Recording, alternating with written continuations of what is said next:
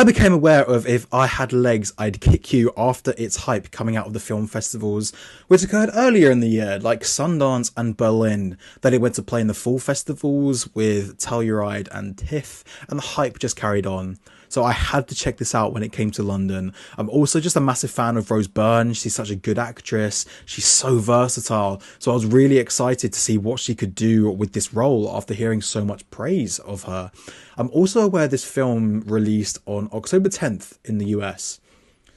Us in the UK, we're not so lucky. I had to desperately fight to get tickets at the London Film Festival just to see this, because I read something about this film coming out in February 2026 in the UK. So this kind of was my only chance to see this film. If I Had Legs, I'd Kick You follows Linda as her life begins crashing down as she tries to deal with her child. Has a devastating illness, one of her clients goes missing, she's being forced out of her apartment after it gets damaged, a husband who is never home to deal with it, so she deals with it all on her own, and her relationship with her therapist. I found this film to be so heartbreaking, following Linda's story as problem after problem is being thrown at her and she understandably struggles to deal with it all. Just broke me.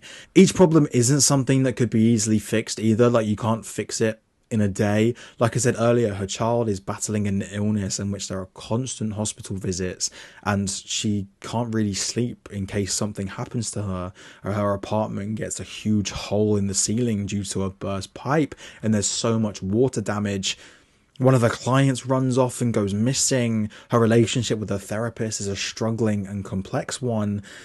Linda isn't exactly getting what she wants out of it, and she has to deal with it all by herself because her husband isn't there. Her mental health wasn't great at the beginning, but you see it decline throughout the film and it's absolutely devastating because I just felt so hurt for Linda. I mean, the film is obviously intense with all the content, and there's drug use as well because Linda likes to use drugs and alcohol to suppress this pain. But the great direction from Mary Bronstein, the pacing, Rose Byrne's performance makes the film so stressful. It's like you're going through what Linda's going through the screen. The film just felt like one massive, really long panic attack. Stylistically, there are a lot of things which I really loved. Mary Bronstein mainly uses close-ups of her characters, especially Linda. Like 90% of it is a close-up on Linda, which fully immersed you into her feelings and aided that feeling of anxiety. There's never a time where you're really not with Linda and it's devastating. It made me feel awful for her. It just reiterated that feeling of her being alone because she mentions it a lot throughout the film, and this is one of the main things she wanted. She wanted help. She wanted someone to tell her what to do, and she wasn't getting any of it. They also use a hole to symbolize Linda's mental health, where her daughter must be fed through a tube which goes through a hole in her stomach. Her apartment is flooded and leaves a hole in the ceiling. She often has visions of a hole as well, to just emphasize how she feels alone and hopeless, something in which she addresses, like I said earlier, she addresses this quite a lot throughout the film, especially to a therapist who was played by Conan, and Conan did a great job. As well as heartbreaking, devastating, stressful, anxiety inducing, it's also quite funny. The humour is played in there really nicely. It's very well written. It didn't hamper the story or the intensity of the film. It also didn't hamper the understanding the filmmakers have of being a parent. Now, I'm not a parent.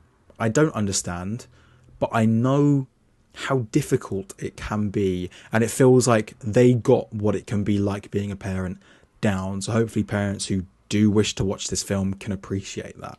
On to Rose Byrne and the Oscars. This performance was unbelievable. Had I not seen Jessie Buckley's performance in Hamnet, I would say that Rose Byrne's performance is by far the best of the year. There was so much to do with this performance. There are comedic elements there, but the amount of control she has over each emotion, and trust me, she goes through every emotion, is just astounding. Linda is understandably in a constant anxious state. Like I said earlier, her mental health just declines throughout the film, where she'll have some desperate rages where all she wants is help, but feels like there aren't any there, and she will break down in tears at times. But also because she's a therapist herself, she has to revert back to that caring nature. But also because she's a mother, she has to go back to the loving and nurturing nature towards her daughter, who's ill. I absolutely loved her performance, and if we're talking awards, I think this has to be nominated. There was a few performances I haven't seen still, but Jessie Buckley and Rose Byrne are for sure out there at 1 and 2.